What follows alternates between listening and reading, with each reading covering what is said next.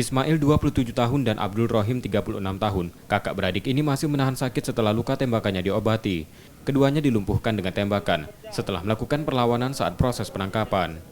Warga Jalan Bulat, Kecamatan Ilir Timur 1 Palembang ini diburu Satreskrim Polrestabes Palembang karena melakukan pencurian di rumah tetangganya. Dalam pencurian itu tersangka membawa kabur uang tunai dalam dompet korban. Alhamdulillah berhasil mengamankan 2 orang pelaku.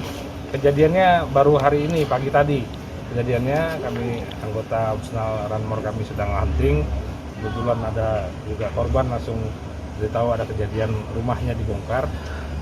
Dia nih ngambil masuk ke dalam rumah pakai ada tadi pisaunya untuk mencongkel ini ya, congkel kaca nako.